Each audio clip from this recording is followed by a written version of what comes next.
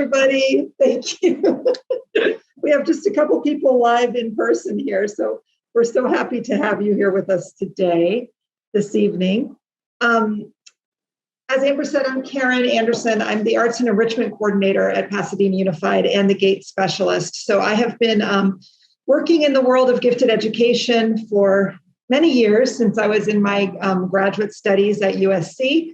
I studied under Dr. Sandra Kaplan, who is the gifted guru over there at USC. And I've worked with the California Association for the Gifted for, 12, 13 years, doing demonstration schools with children, professional development, et cetera. I've been with Pasadena Unified for about 6 years at this point, and 4 of those years have been in the role of gifted coordinator and arts and enrichment coordinator. So they're kind of together in one job. So I'm thrilled to be able to bring some ideas to you today. I'm also a parent of a 7th grader in Pasadena Unified. He was at Jackson Magnet while in elementary school, and he's now at Blair IB School. So, and he is helps me to understand every day the challenges of parents as we go through this process. So as a classroom teacher, I worked in LA Unified, and I also worked in the private sector for a little while as the director for curriculum and instruction. So I sort of a broad view of how education works and how the needs of gifted children are the same and different across our educational landscape in Los Angeles. So I'm very happy to be here with you. And because we have people online and we have people here and all of this, I am going to ask some open-ended questions throughout the presentation, and we'll have a little bit of facilitation of discussion.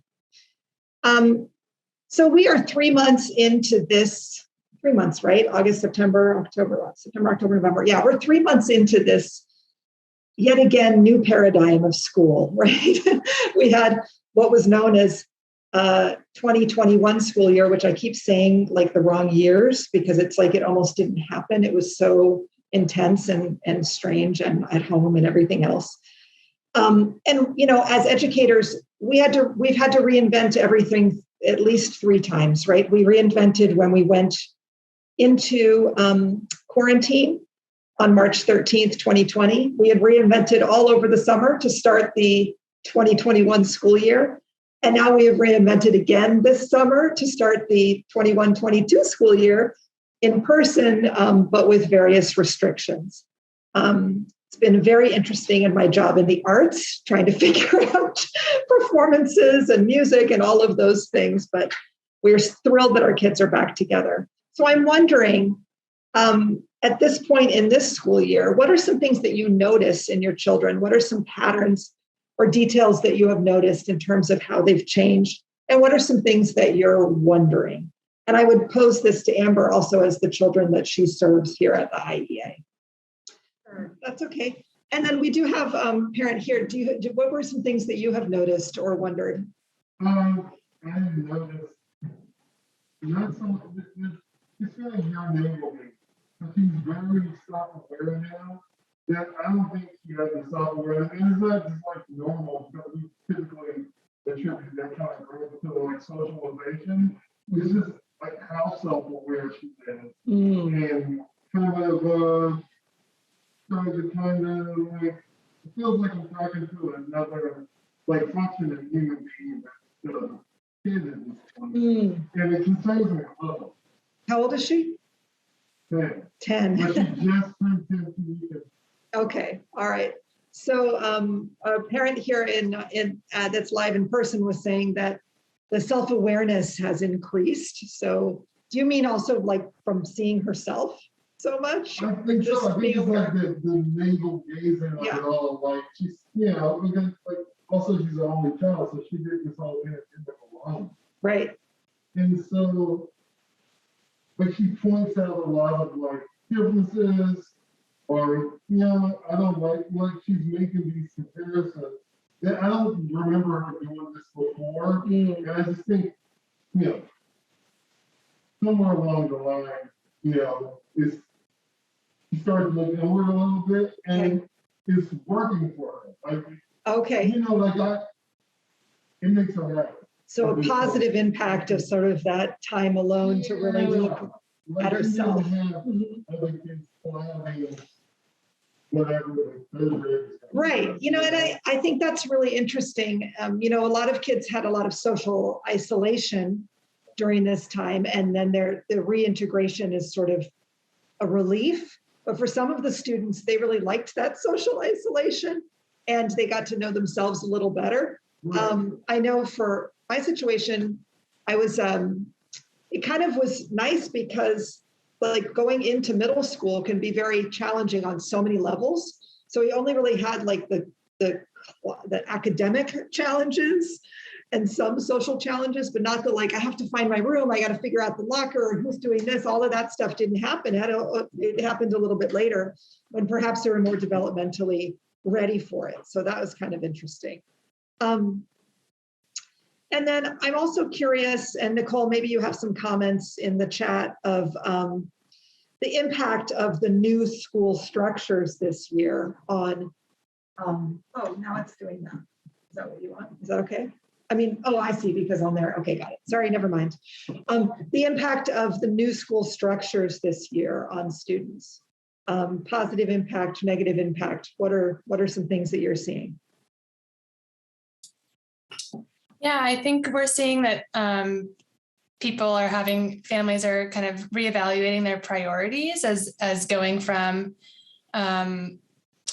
doing just, kind of the bare minimum, even though it felt so exhausting. They weren't doing a ton of different things during the height of the pandemic, and now reintroducing things. It's, a lot of people kind of overcommitted and then are looking to see what they really do want to add back in. And we're seeing kids both find their passions out of that, which is a positive, and also get kind of worn out and exhausted. So yeah, a lot of changes and contrast from how it was 2 years ago. Yeah. I mean, we've also seen, we actually had a lot of time during the pandemic, right? So we could do some online classes and things or participate in some things that we might not have normally participated in. And now when it comes back to being in person, it's harder to actually get to all of these things. So we've had to make some decisions for sure on that. And then I'm curious about, I don't know, we have 24 schools in our district. I've been in many schools over the last 3 months.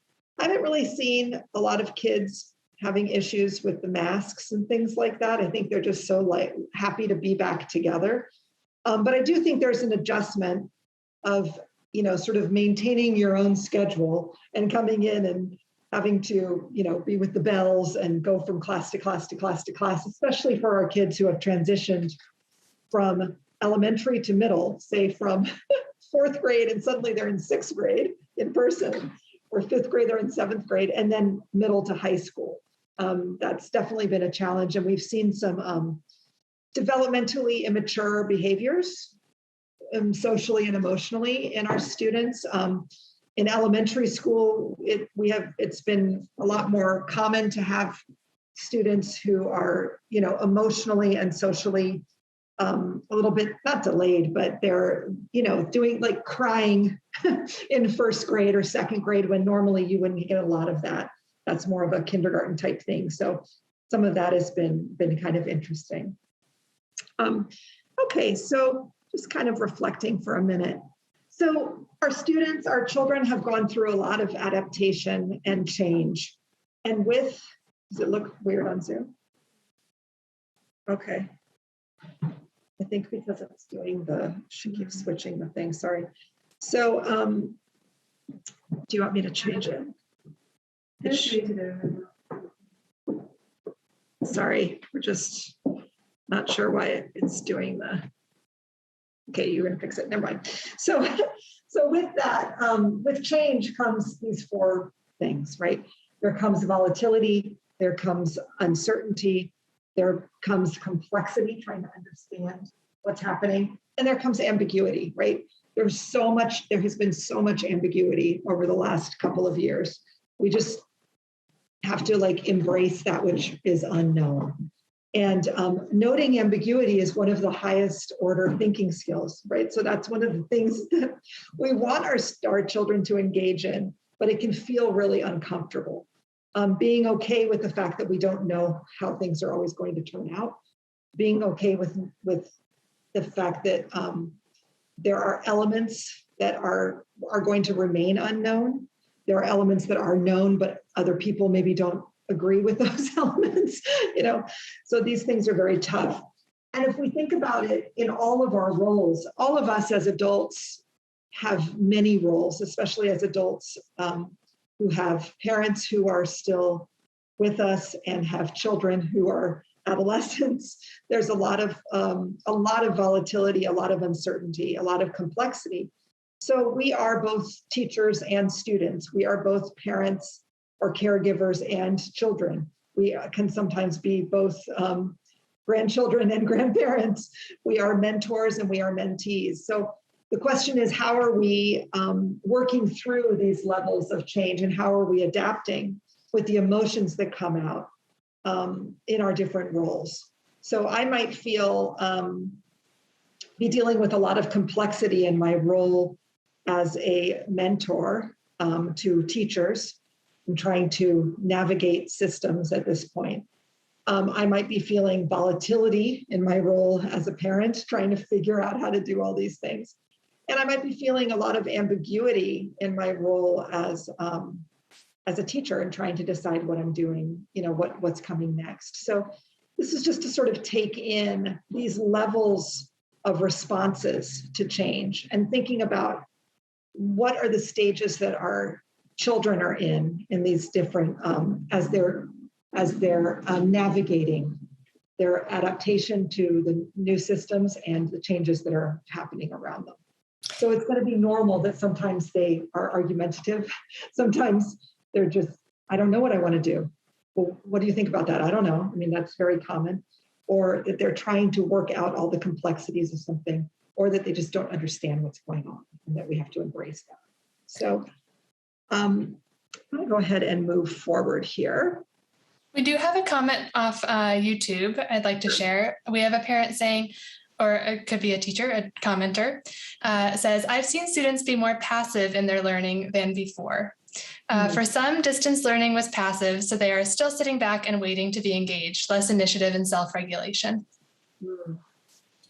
Yeah, I mean, that can be a change, right? Because they didn't have to engage online with people. And it can be really scary to now be in a classroom and have to look somebody in the eye and have a conversation with them. So as a teacher, we have to really dig into those instructional strategies for collaboration and really dig into some of those tools that we use for building that language development in our classrooms. So a lot of turning and talking, a lot of structured group work, right? Because if you're just putting kids into groups and they haven't had structure of that for a long time, they don't know how to talk to each other. I was doing a lesson last summer with some, right before school started, with some 3rd and 4th graders, and I had to model the conversation structure with them in a way that I would normally do it with, kindergarten 1st graders. And normally by 3rd and 4th grade, they don't need that type of structure. Like I literally had to say, and I'm going to say this, and then they repeated it, and then I went over like I was the other girl, and I said thank you, and then responded back. So there's a lot more of that modeling because they have been very passive for this amount of time, and a lot of them have been, especially our gifted learners, have been able to get by doing very little, right? If the challenge hasn't been there in the online school, now they're navigating all of these executive functioning skills again back in the classroom, dealing with how to deal with all my stuff and organize it, and I'm going to say the lockers again, the locker, the materials, and they just sort of had everything around them in their room, or they didn't have things at their disposal, depending on where our students come from. So it's a lot of change, and our responses to that change can be divergent. So as we look at the characteristics of gifted learners, this is, the broad sense of characteristics of gifted learners that comes from the body of research. So I always like to think about it in these three categories, right, of the cognitive characteristics, the affective characteristics, those feelings and emotions, and then the creative characteristics, or those unconventional behaviors. Now, no individual has all of these, as some of these are dichotomies, right?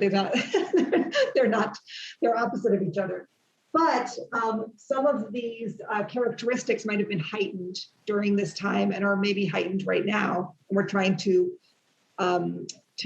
figure out how to deal with them, or how to navigate. So I'm thinking about, for our parents out there, which ones of these do you see in your child, or that might have been more exacerbated during this time, whether it be positive or negative? And maybe Nicole or Amber could also answer that question. Can you see that okay? Mm-hmm. Okay. Is there one that jumps out to you? Yeah, the computer information. Mm-hmm. I want to say the week after that first week, Mm-hmm. in March, where everybody watched the news and kept going with it. She quickly learned what the red that was about, and going, I don't want to go anywhere. Yeah. Like she's making those connections. I don't think she knew what the red meant. For the most part, Yeah. It was very attached in a way. But I realized quickly that she started to kind of take some loops to what was going on versus what she previously. But unusual ability to remember and recall lines and objects. Mm-hmm. And that's points. Right. Yeah, so taking in lots and lots of information. Some of our, it's very common with our gifted learners that they'll follow a pathway of interest, right? So they might have gone really deep. I mean, I heard parents saying, "Oh my gosh, I had to take the books away as if as it was a punishment, because they were, and they say you have to go outside, you have to go do something." So because they were getting so invested in an area of interest because they had that time to sort of really dig in. I know many times I'd be wondering, and I'd say, what are you doing to my son? And he'd be, he's like, "I'm reading the New York Times," or "I'm looking at this map," and going through all of this stuff and just really digging in. And sometimes I had to go, "Whoa, wait a second, we don't need to go too far with it." What were some things that you saw, Nicole? What did you see? We have a parent in the chat who says, "Affective. My first grader got depressed, quiet, almost shut down. He's returning to his more creative self now that he's been back in school." Mm-hmm, absolutely. For some of our kids, it was really, really challenging. And they really needed extra support of an outside adult to be able to have that therapy to get through the intensity of the situation and the intensity of the situation and the isolation. So, and that's a lot of that sensitivity to themselves and the environment. That loneliness and isolation could be really, really challenging. Okay. And some of these things, these characteristics are coming out more now as we're coming back in and be, coming in with our peers again. So where some of those feelings and emotional things are heightened in a way of, that extreme need for precision or perfection can be challenging as we get back in with more students around them or other people, can be really challenging there. And the moral compass and sense of justice. It's not fair that this is happening in this way. I don't want it to work this way. I want it to be my way, and finding that balance. And so that's a lot of what we're going to be talking about today is how do we make for that balance with our kids. Okay, so let's see here. So there's change in the relationship to the characteristics. We have that sensitivity to themselves and the environment, understanding and recognizing complex patterns quickly, and curiosity, asking lots of questions. So these three characteristics really get heightened when there's a lot of change, right? What's going on around me? I'm worried about these people. I'm worried about what's going on here. How is this affecting, my family, my city, my state, my country, the world? That big thing. Lots and lots of questions, because they're navigating the complexity and the ambiguity there. So these are the some of the characteristics that can get really heightened when there's a lot of change. Okay. So what are you hearing? We've gone through incredible change. I was just listening to a very interesting podcast about all sorts of things happening across the country with some of these issues. What are you seeing and hearing from your children in terms of how they are navigating these big issues that have been coming out, especially in the last year or two, in terms of politics, in terms of the environment, in terms of racial and cultural inequities, and in terms of their interpersonal relationship?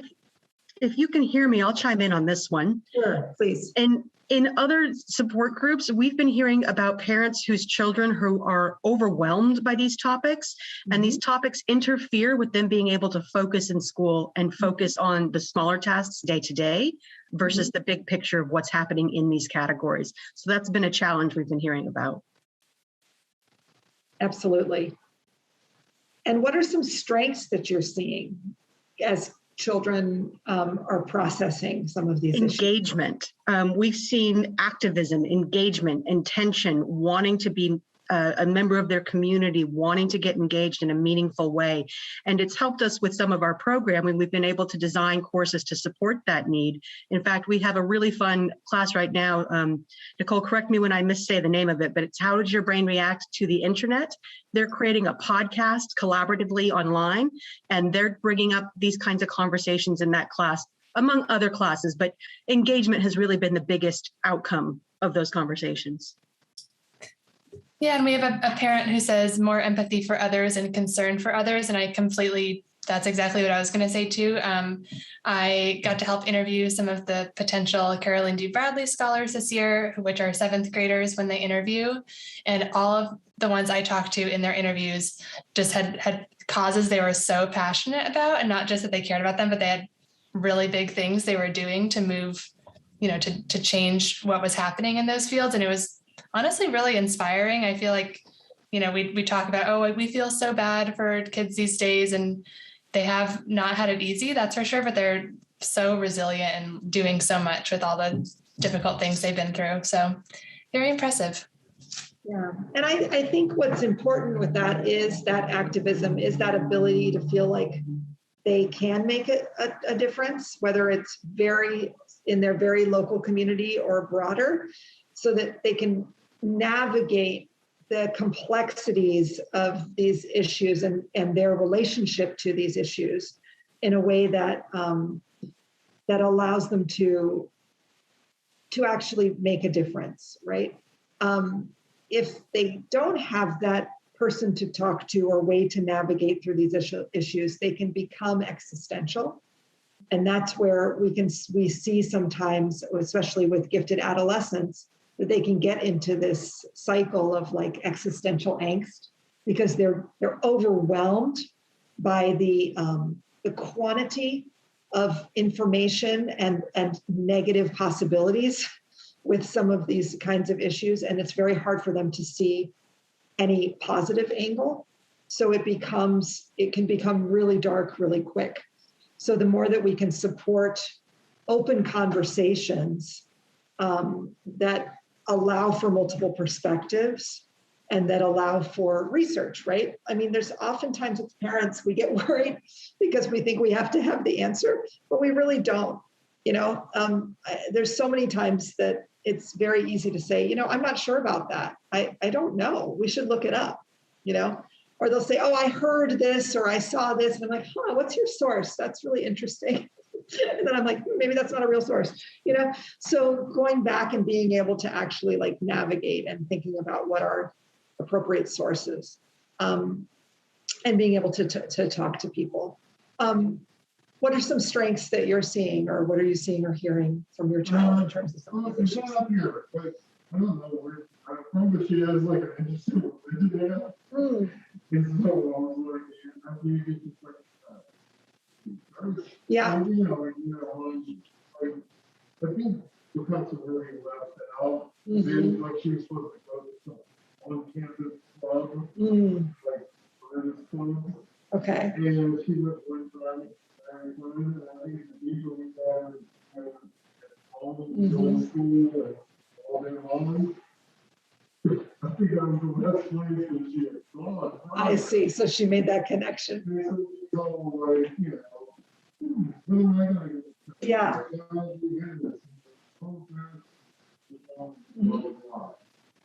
So I do think that that's kind of interesting. Also, she likes to cook, but that's so she can ask questions all up. Right. Like, if you help cook, I'll tell you stuff. Right. And so, at the same time, she learns the recipe as a child, and we like tell her the story. The stories, right? I think that's really interesting because I think that our kids do.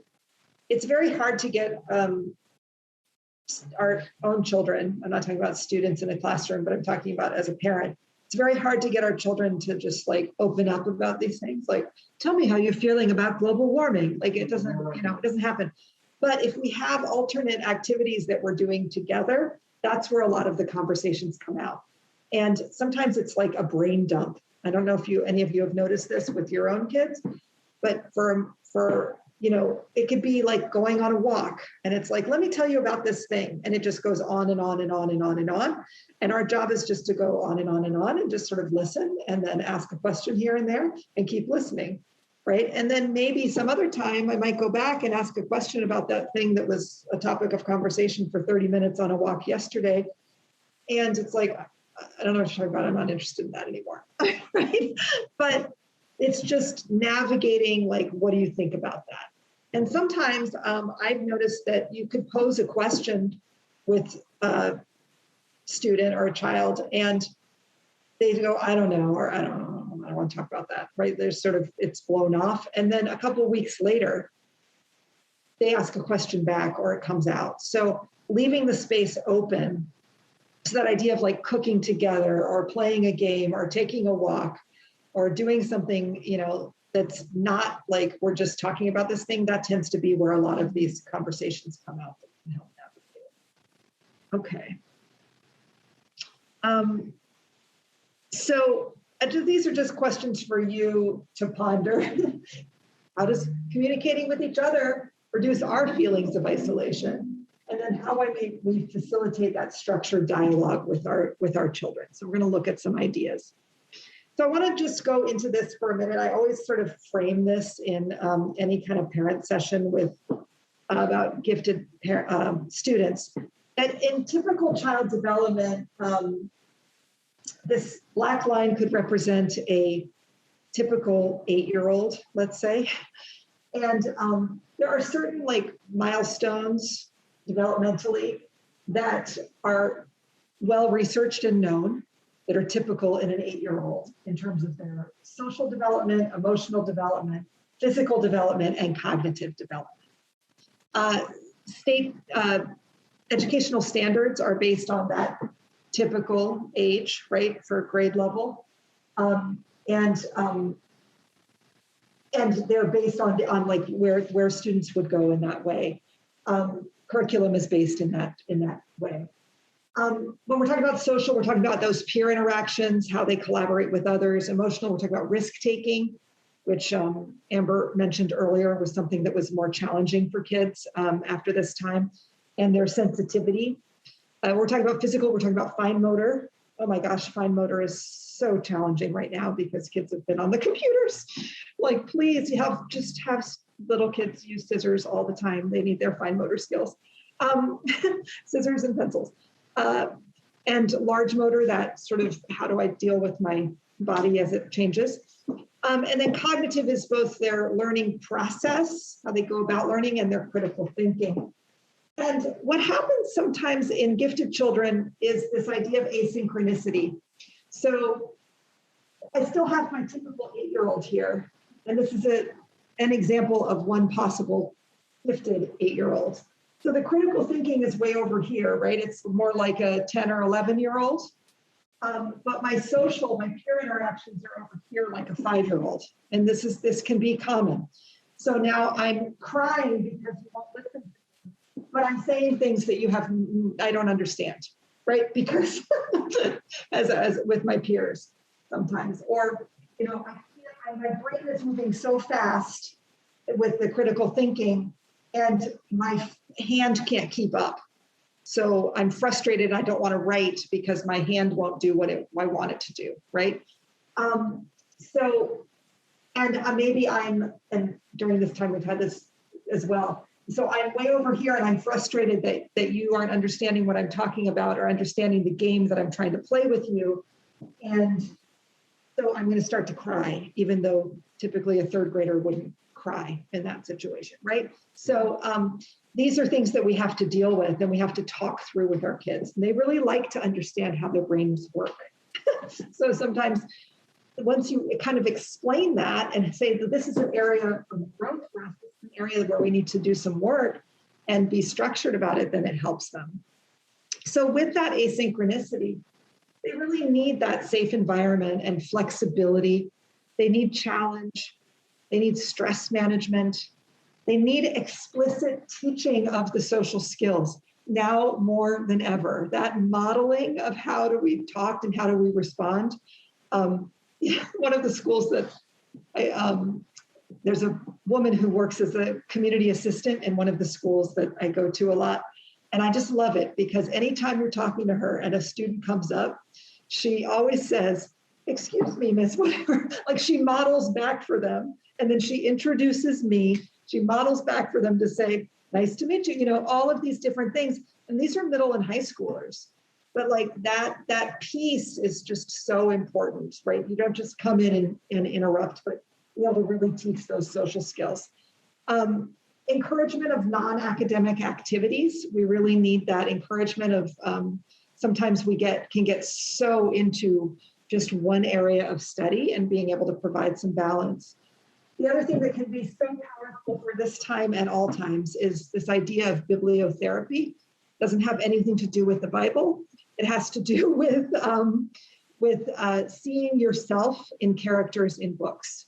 So reading books that have characters that are in situations that might be similar to my situation, or that are dealing with issues that I've been dealing with, or that are the same age and have similar challenges, can be really helpful. And there's some really great lists out there of books, including on my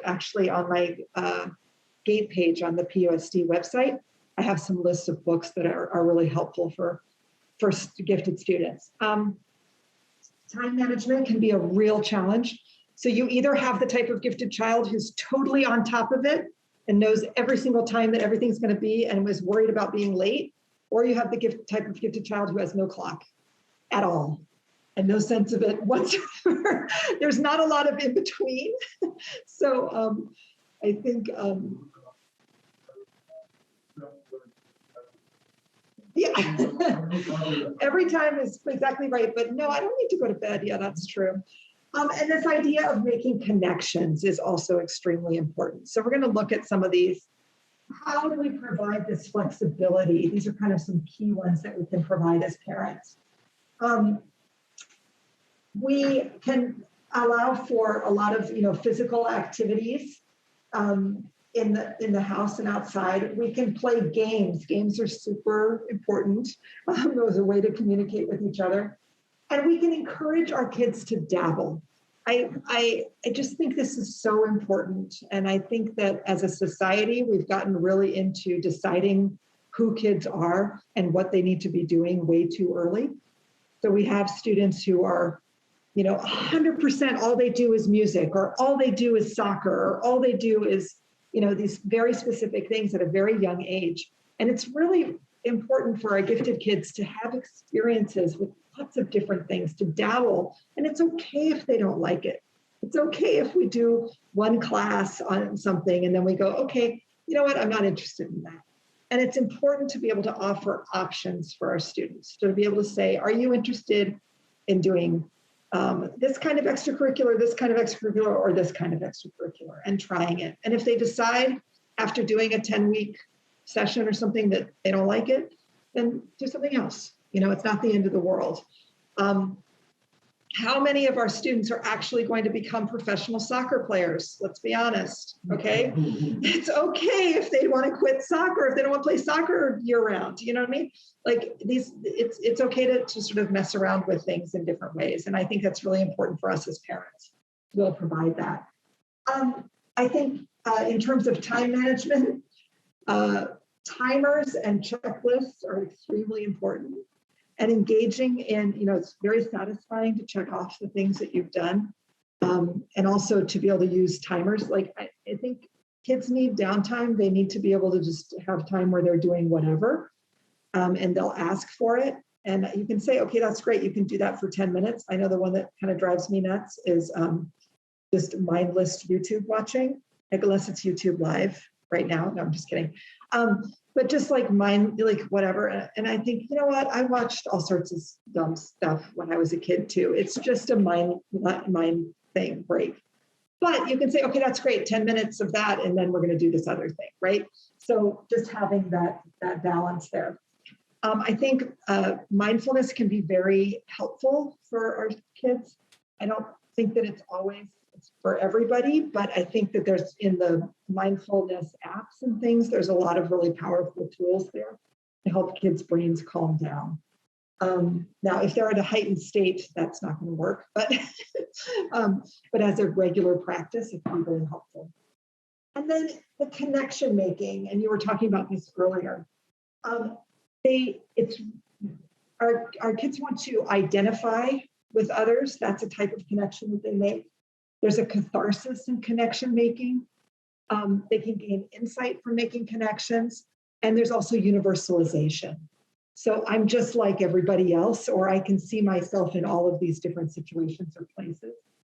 So helping our children to actually to make those connections, whether it's between what's current events, things that are happening, or things that have happened in the past that come to the present. Being able to make those connections over time, it's really important. So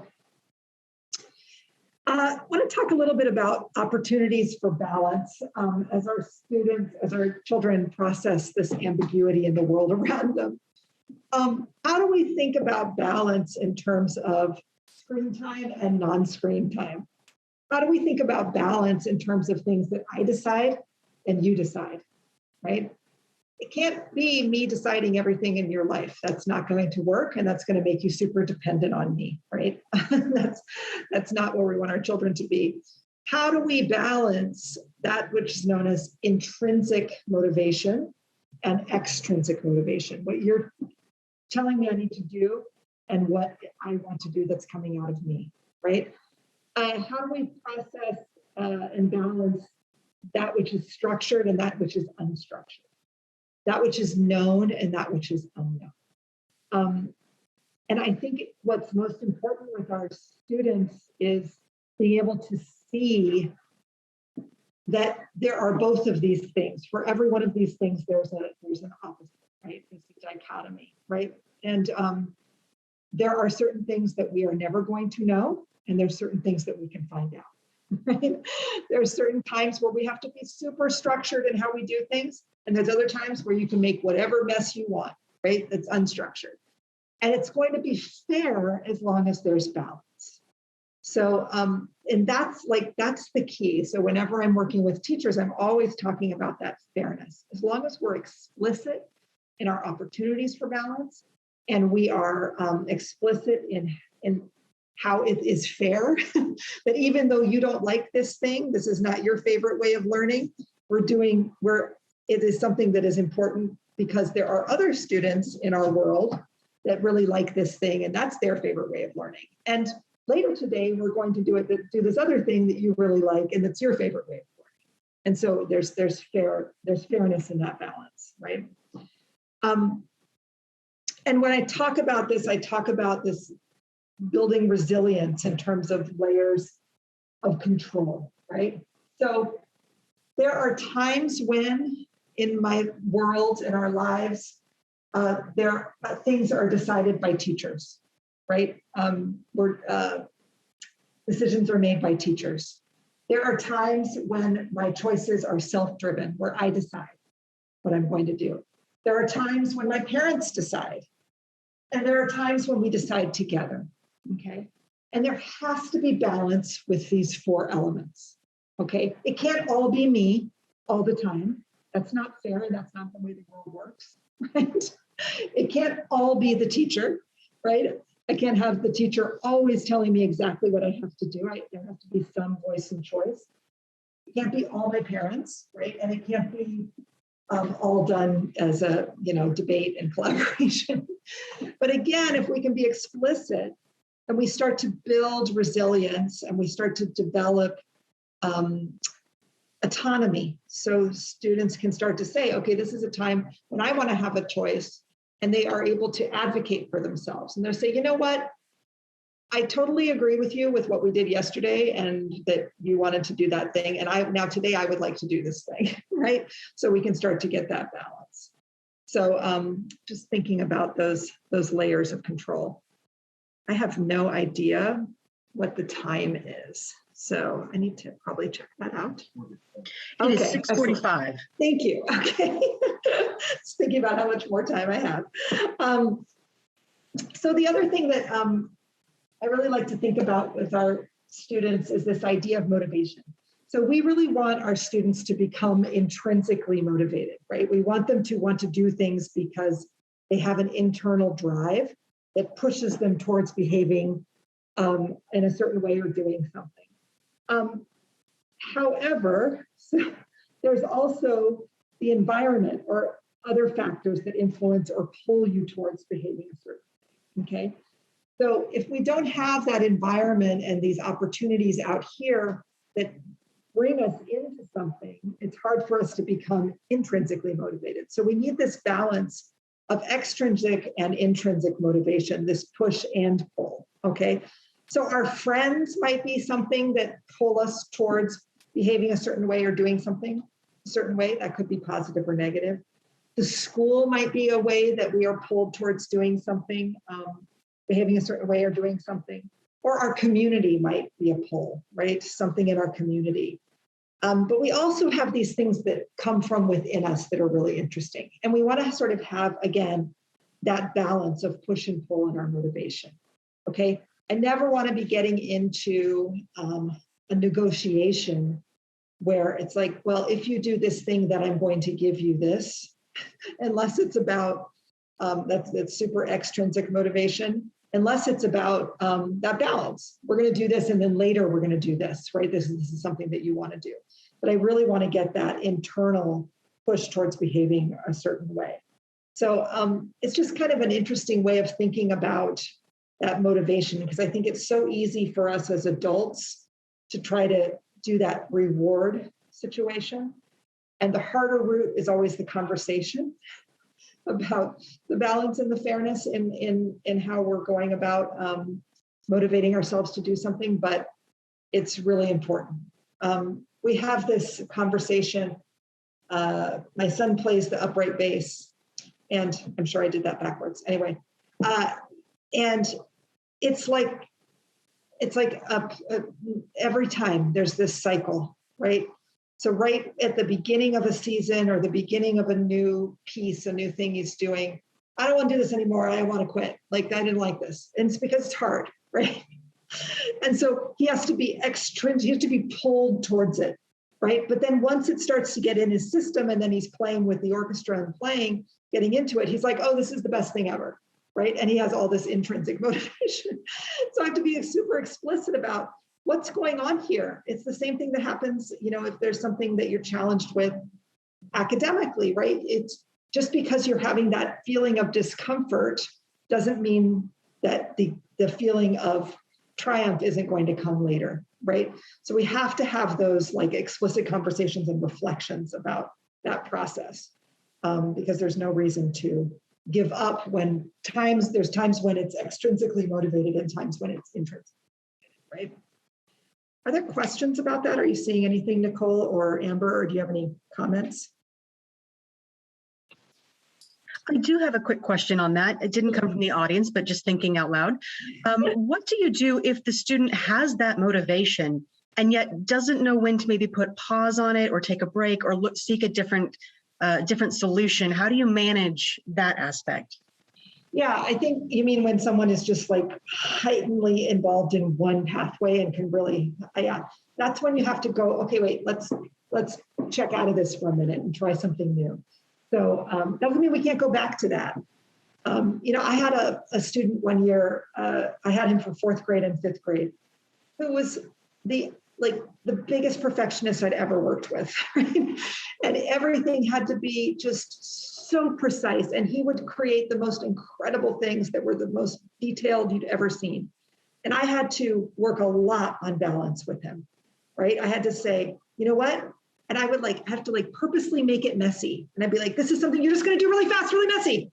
And I'm like, you have 5 minutes, timer's on, go. And he'd be like, And I said, but don't worry, because tomorrow I'm going to let you spend the whole day finishing that writing, right? Like I would have to have this real balance with him, but I would never get anything done if I couldn't get him out of that, right?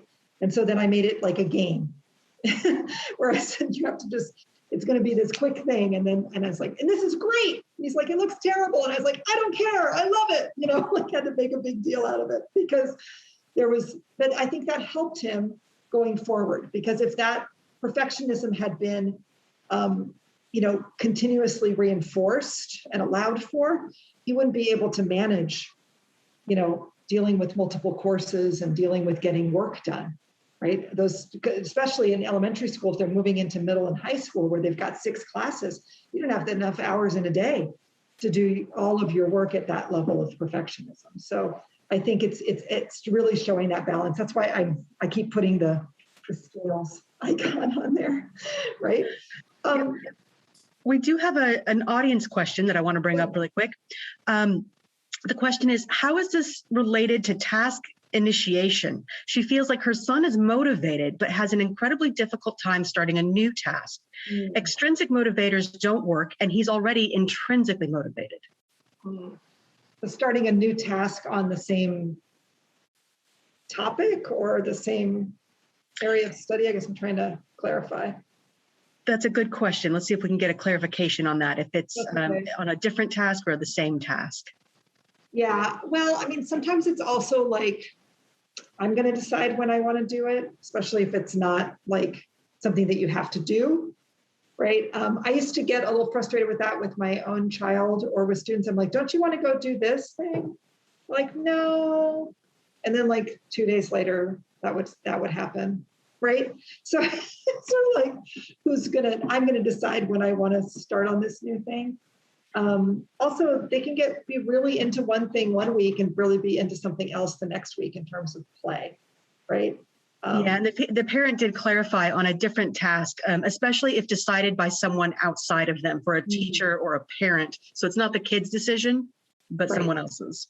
So that's where that balance comes in, is when I get to decide and when you get to decide. And sometimes you can work with the teacher on that, right? I often talk to teachers about if you just provide those 2 or 3 options that you're okay with and let them choose, they'll often choose the one that you wanted to do in the first place. But if you say you're going to write a poem to express your understanding of this thing, they might say, I'm not going to write a poem. I don't want to write a poem. But if you say you're going to write a poem, or you can draw a picture, or you can make a short film, they'll be like, I'm going to write a poem. Right? So they might come back to the same thing that you thought was a good idea for them anyway, but because they have the ability to make the choice, they're going to be more intrinsically motivated to do it. So I always say, just provide choices that are still within your realm of that you're okay with it, right? We do have a question on YouTube as well, but do you want questions at the end, or do you want to? Go ahead. Okay. She says, can you offer tips for the 2E child, ADHD and gifted, transitioning from 5th grade to 6 different classes in middle school? And I think that is related to you talking about this self-determination model and that transition. There's a lot there, and it's a lot to take in to be able to manage all of that. I think the need for who's going to help you. So who are your peers that can help you with certain transitions, and who are the adults that can help you with those transitions. I also think that's really helpful in the transition to middle school for students like this is there are bells, right? Like you don't have to worry about the time. You just have to know where you're going when the bell rings, right? And just get there. So you don't have to think about, I don't need to find out where a phone is or find out what time it is, or you just follow the bells, right? It can be very soothing. You can just get there. But there's a lot of elements there. I think who is your buddy is really important. And we always talk about our kids just need one adult that they trust in any environment. So who is that adult? It could be someone who is their teacher now or isn't their teacher now, someone that they feel safe with, that they can ask questions when they feel a little bit lost. Mm-hmm. So with this idea of fostering intrinsic motivation, we can look at this at the self-determination model. So I feel competent when I am. Competence is motivated by mastery, right? When I master something, I feel like I'm really competent at it.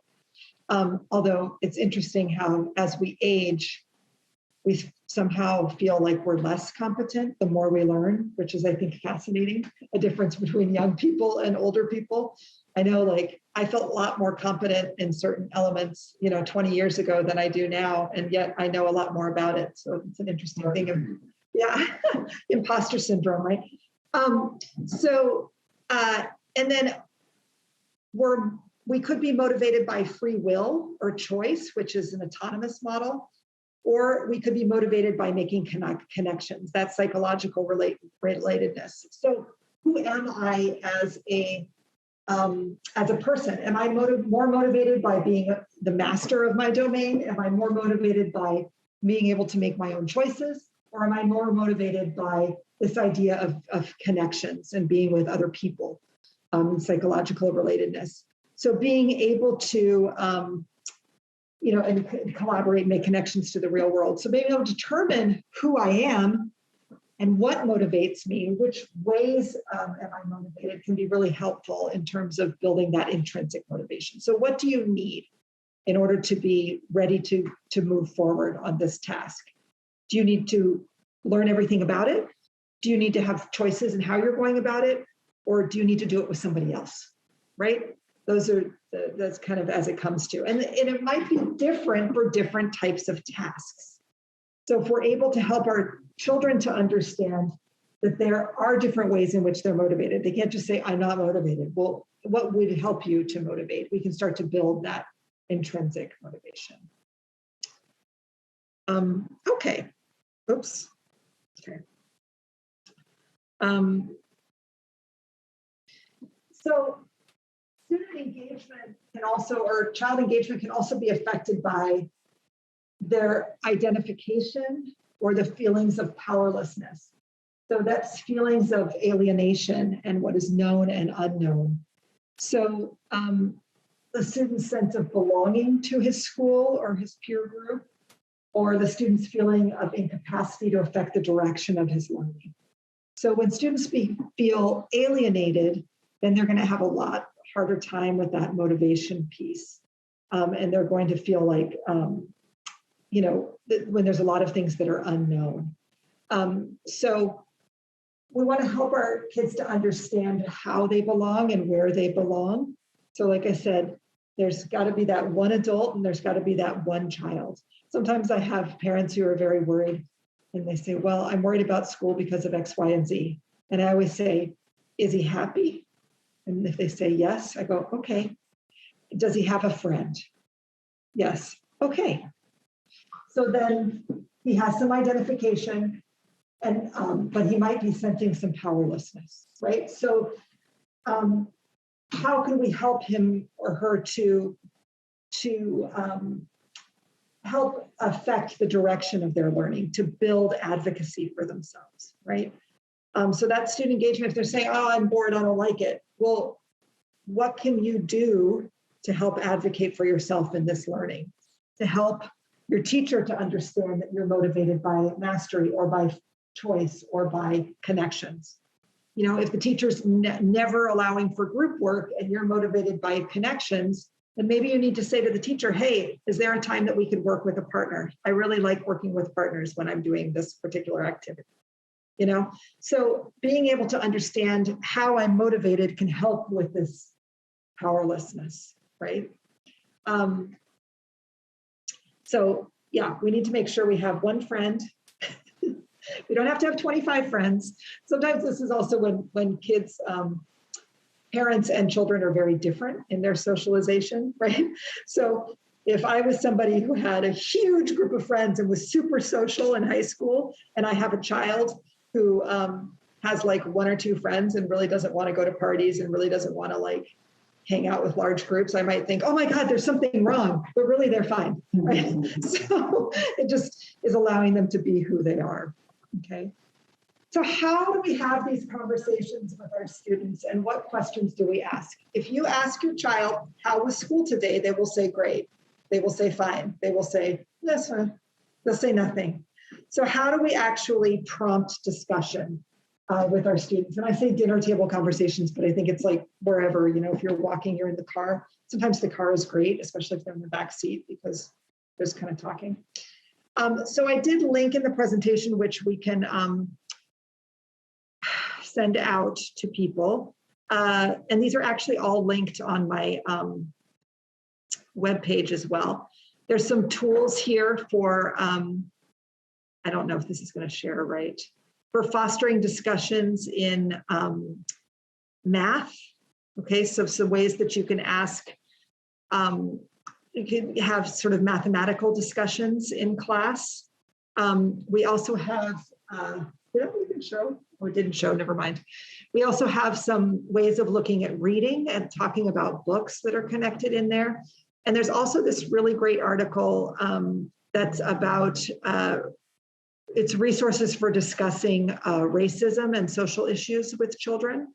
So there's some, because sometimes we don't know what to say or do. So that's really gonna help with being able to just kind of read through those. It's not like you're going to print it out and like have it and be like, let me ask you this question, but it helps to sort of to open up some open-ended conversations. And again, the key is that you don't have all the answers, right? The key is, I don't know, what do you think, right? Letting the kids to speak in that way.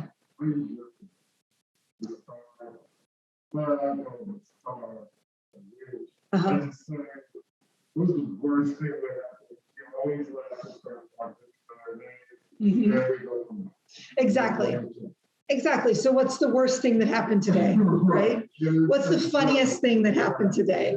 What was something goofy that happened? What was something dramatic?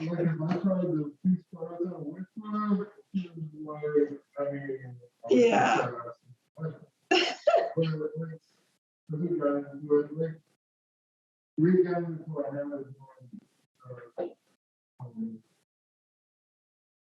Lockdown. Mm-hmm. That she was just carrying on the path. So my mind feels like work every day. And like I work from home, but in my home office, Gabby's home office is there as well. Right. So we write down little funny things to say to each other for right. That sounds great. To stop her from talking to me during the normal work time. Hey, somebody has to be working. Right. I love that idea. And, you know, sometimes as teachers, we have to do that as well. Because when we have kids who want to talk to us all day long about everything, we have to say, write it down. I want to talk to you later. Because they're constantly maybe interrupting what's going on. But yeah, so there's lots of different ways we can prompt discussion. But if you say like what happened at school today, that's probably not going to do it. So, you know, the 2 stars and a wish doesn't have to be that obvious. It could just be like, what was something that was a star today? right? And they'll start to tell you what, there was something that was really great today. And I always want to start with that. And especially during challenging times, I actually don't go to the wishes. I only do the stars, right? So that they can end the day thinking about things that were positive, right? And sometimes they might need suggestions, right? Well, it seems like you completed this, blah, blah, blah, or whatever that is. I kind of like square in a circle too, because it gives an image to kids. Like, what's something that you're like totally square with today, something that became really clear for you today? And what are something that you're like still circling around and trying to figure out? And it doesn't have to be something that was related to school, right? Sometimes they'll think, oh, it has to be school. And like, it could be something, it could be, I saw this, picture when I was on the internet about, a rally that was happening somewhere. And I'm like really wondering what that was about. And it's making me worried about something, so what are you circling about? And then what became really clear today? And that kind of in the same way could also be kind of like the connected chain and the broken chain. So what's something that really connected for you today? And what's something that's like, I like it broke, like I thought I understood it and now I don't, right? So it's just different ways to like prompt conversation. And sometimes they're going to need some modeling on that. So, I mean, I will say, well, here's something that like broke for me today, and I wish that it had happened this way, but it happened this way, so that they can relate that you're also navigating challenging ambiguity in your own world. Okay. Are there questions or comments, Nicole and Amber? I do have a couple of questions that came in from the form. I was going to hold on to those till the end. So if you feel like we're wrapping up, I can ask those. Nicole, do you have anything that's in line with this? Nope. No, I don't see any new ones, but we can give all the ones that we have at the end, maybe. Okay. Yeah. So basically, I just want us to always be thinking about having that whole child check-in, so that we're thinking about in every way that we're talking to our kids, that we're really thinking about the social, the emotional, the physical, and the cognitive. And it's not all about just the academic. It's not all about, that push forward with academics, but we need to have that balance of what was something that felt really great today with your friends. What was something that was challenging today with your friends, right? It can be a big part of it in terms of, especially as they are, tend to, well, actually forever, right? So what's but really thinking about all of those pieces, and that they understand that all of those pieces are what make up their world really clearly. So this is how I can be found. If you have other questions, please go to our website at pusd.com, gopusd.com/gate. There's lots of resources for parents there, articles, past presentations, all sorts of things. Those conversation starters are there. My Twitter is Maestra Anderson. I'm a dual language bilingual teacher, so that's been what that is. And Facebook and Twitter and Instagram, you can follow at PUSD Arts. So please join us there. And then finally, there's some other resources from the website. You can also visit the California Association for the Gifted webpage. And this is the parent page on the National Association for Gifted Children that has lots of great resources.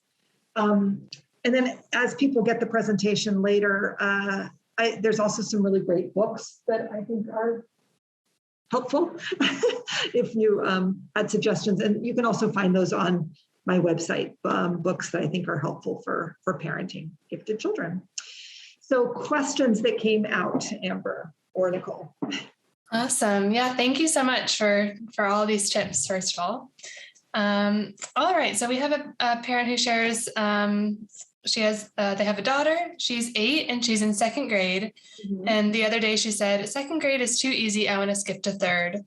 What are the advantages and disadvantages of that? She's already been identified by the LAUSD GATE coordinator as possibly being gifted. She reads at a 5th grade level and her school has a GATE program, but is not a GATE school. Yeah, so second grade is interesting because that is exactly the age where there's a huge transition in a developmental transition. So when I taught third grade, I loved it because I felt like they came in as little kids and they left as big kids, right? So there's a huge cognitive shift that happens there.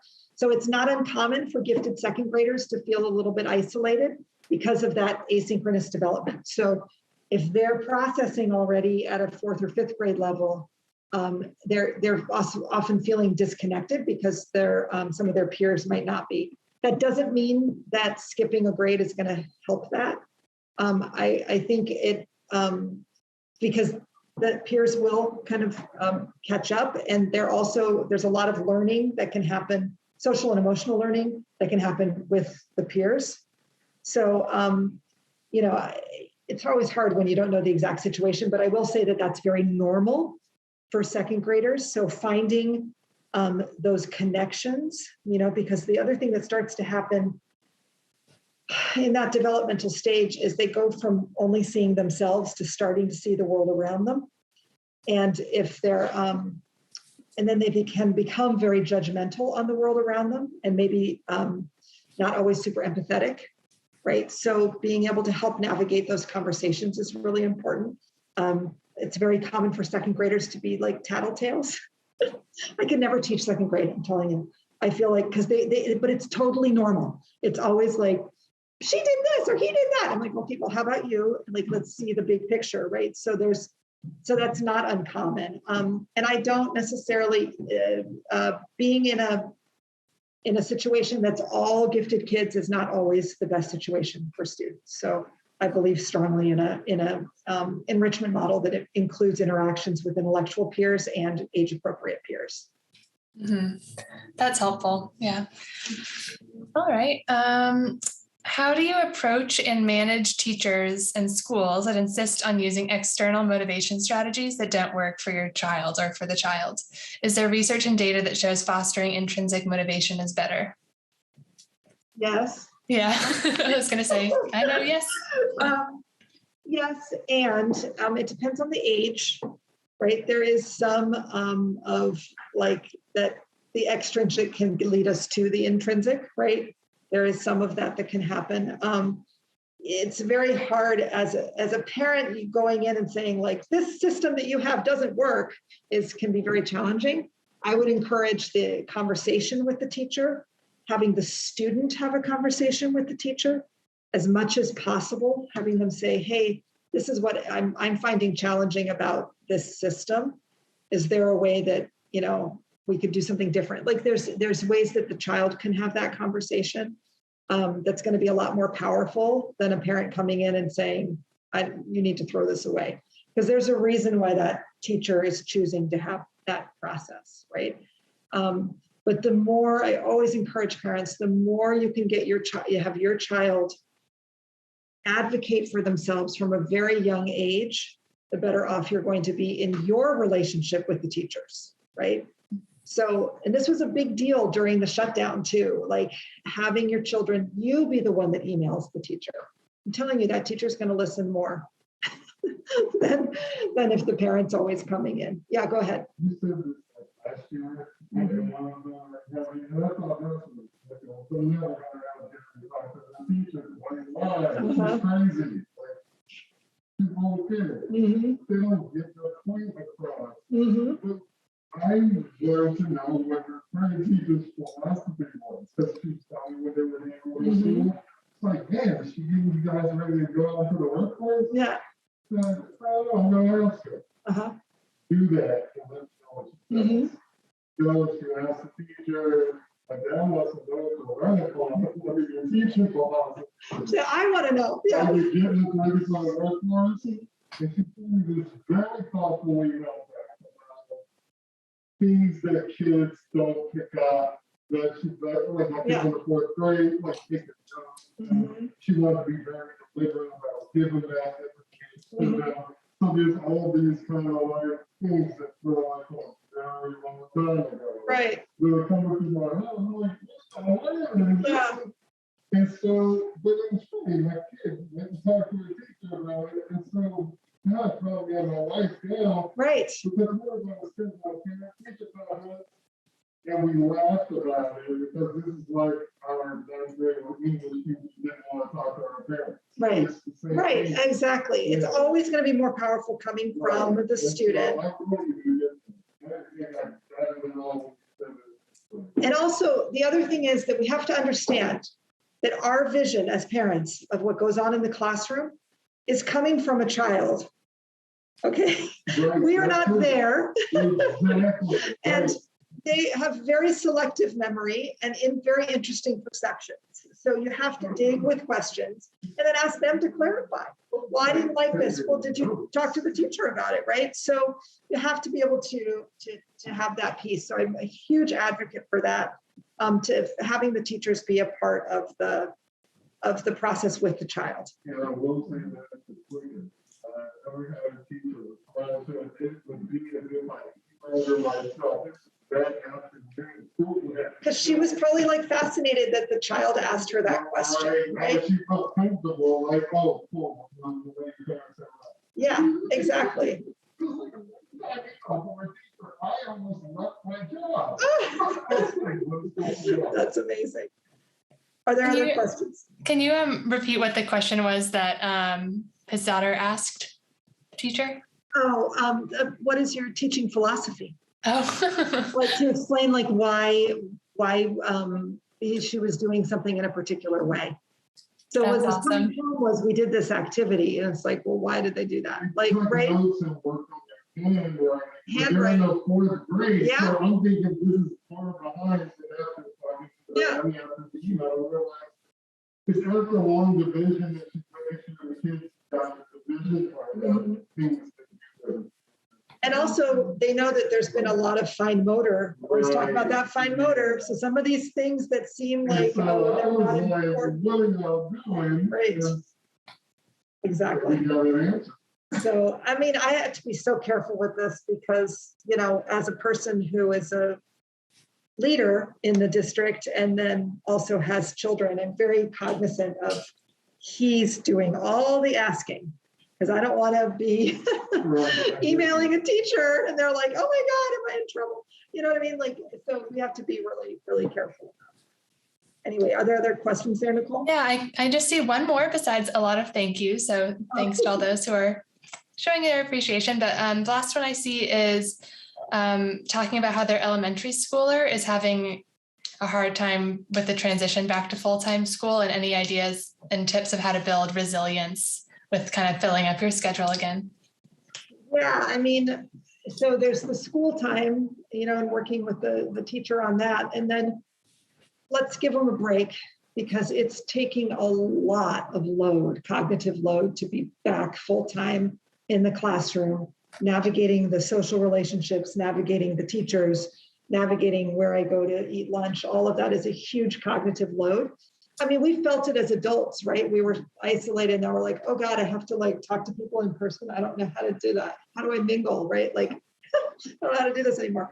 So, so I think, you know, it's okay if we're not doing a lot of after school activities. It's okay if we're, you know, allowing that downtime, you know, even if it's something that you think is not interesting, if it's interesting to them and they feel like doing that, that's okay.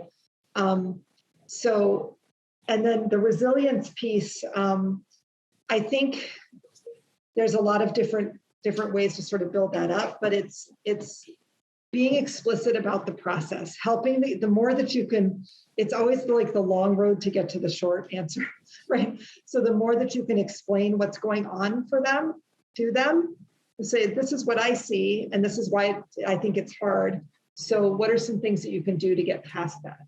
And is it a timer? Is it a, you know, some sort of a, maybe they do need a little bit of extrinsic motivation there. You know, there can be those times when that's appropriate. So, so just, and feeling rewarded. Oh my gosh, yeah, I sat there and, you know, we do this in elementary with like readers workshop. We build, I can't think of the word right now, but we build like time. So we have the kids read independently.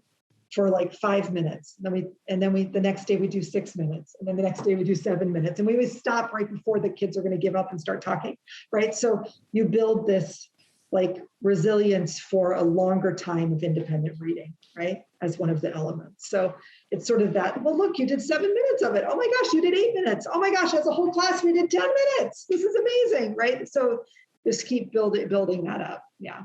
Mm-hmm. Great. Well, thank you so much. I believe that's all the questions we have. Let me do a final check. Yeah, I don't see any new ones.